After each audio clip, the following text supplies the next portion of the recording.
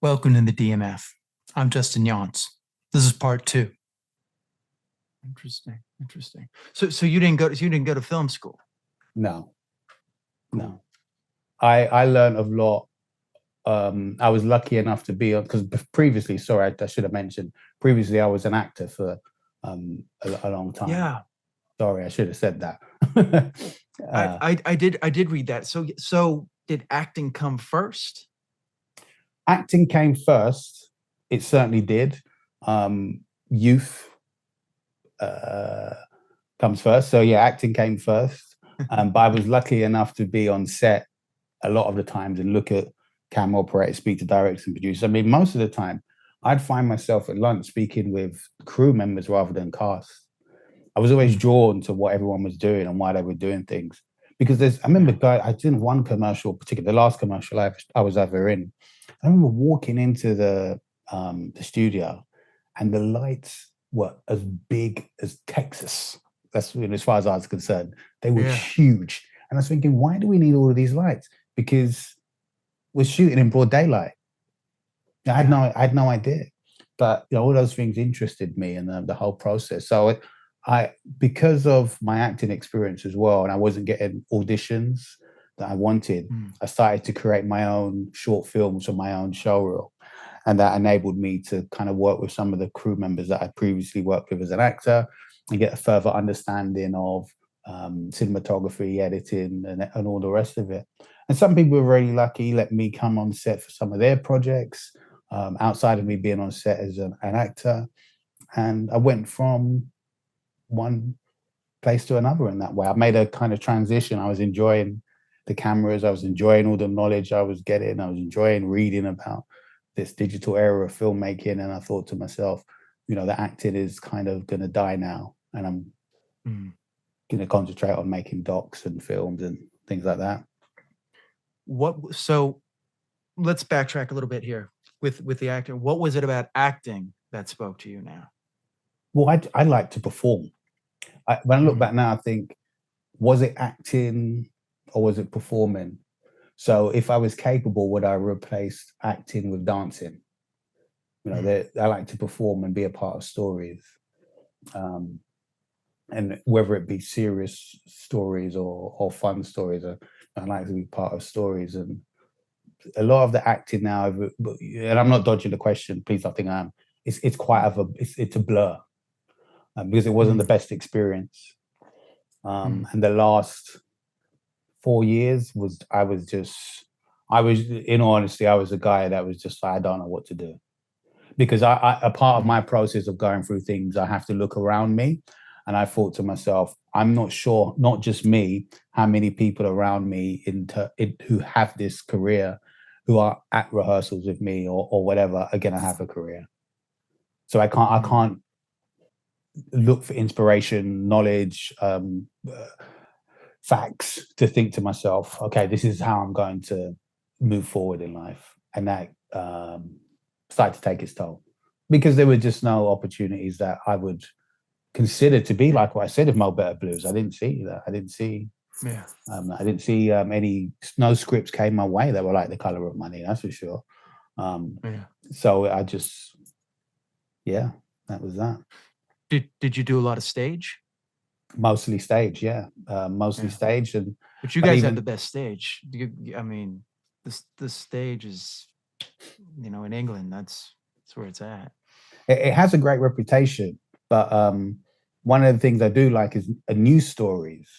I don't like. I can't say I don't like, but a part of me thinks, well, how many times can we see Macbeth?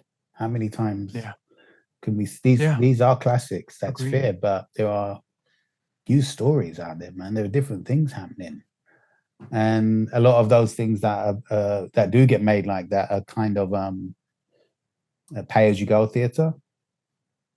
So I felt a lot of the times you don't have the focus or the structure involved to make certain plays work.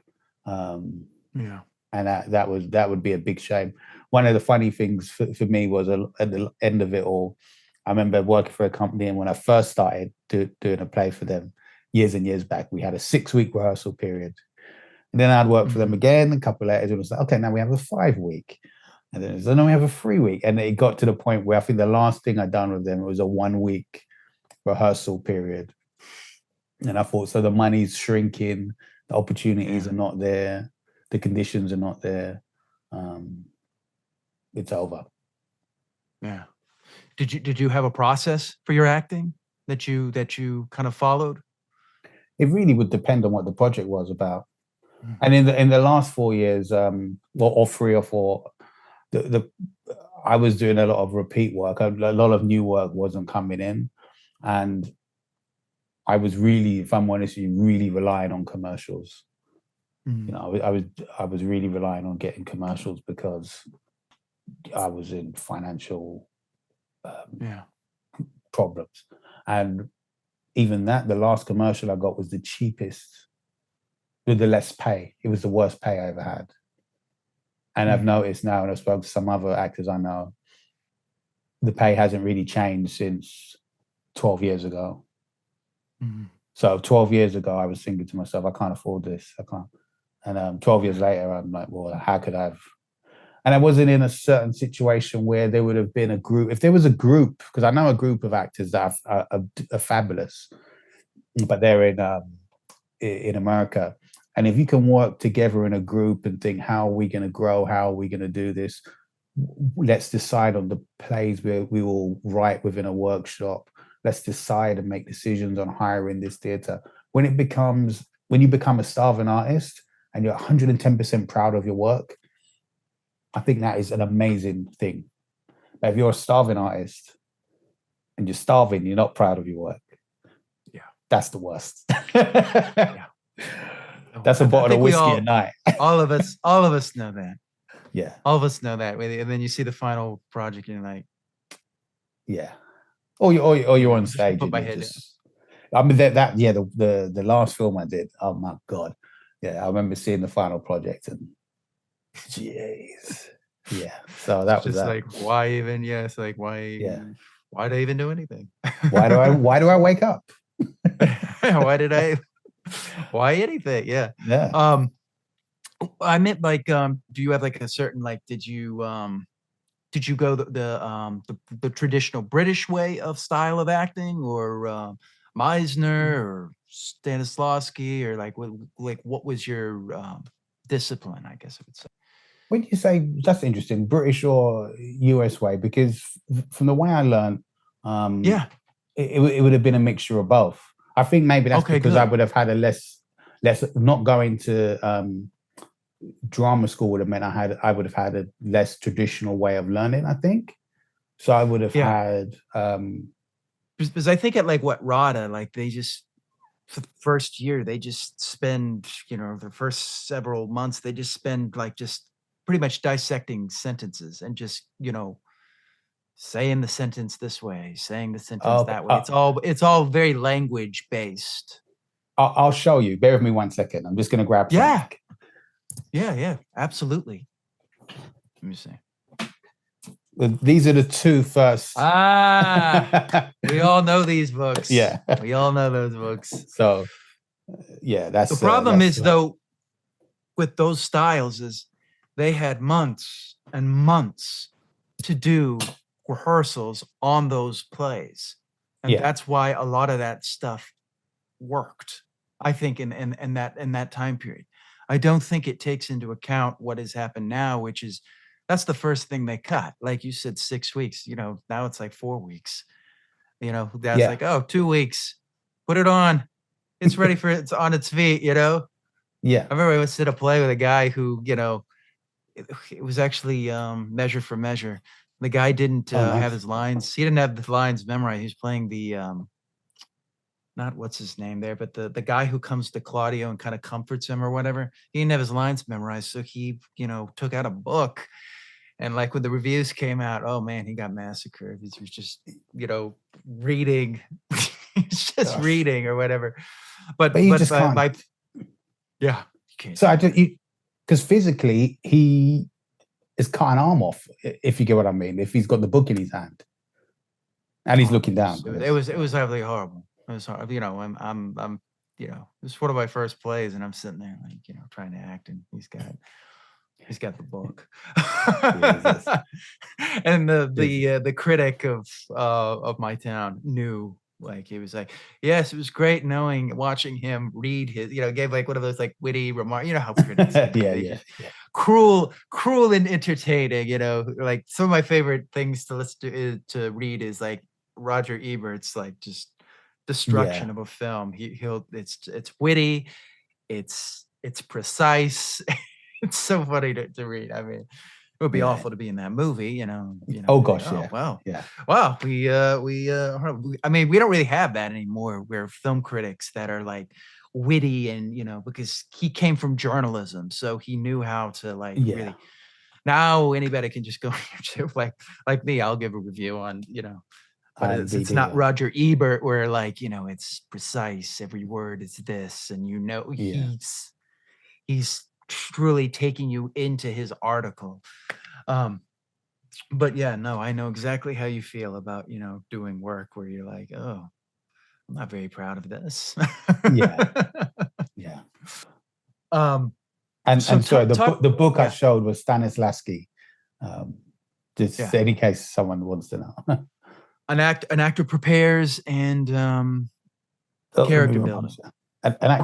Yes, building a character and an actor. Building a character. Yeah. And then I think there's like a third one. I think those are the two ones, and then there's the third one. Those are great books.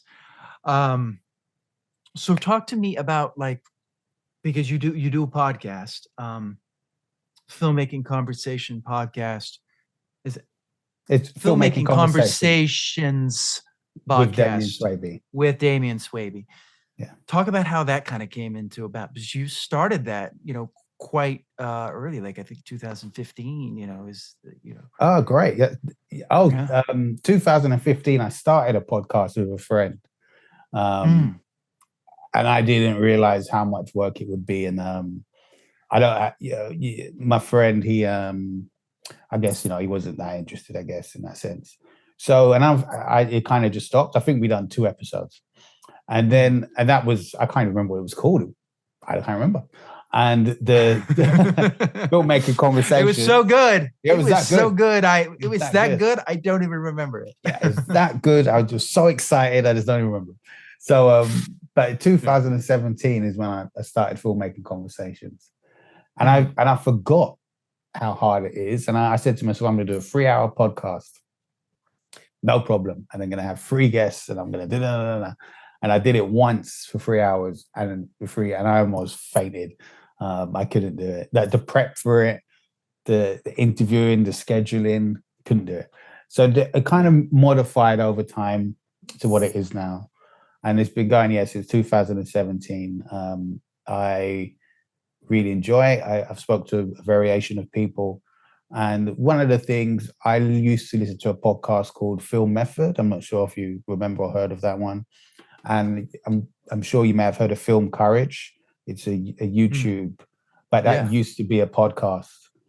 And I used to listen to Film Courage, and I thought to myself, so much of part of my knowledge that I was talking about earlier in terms of filmmaking came from the Film Method and Film Courage podcast. It was my early knowledge, and I thought to myself, some of the questions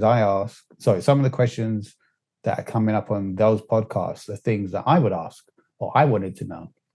So if let me start my own podcast, and I can speak to people, and some of the things I want to know, other people want to know, and it can be kind of like an educational help for people out there.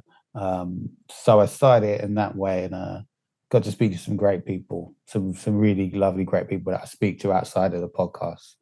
And luckily, Alex Ferrara, he's a podcast giant of the Indie Film Hustle podcast.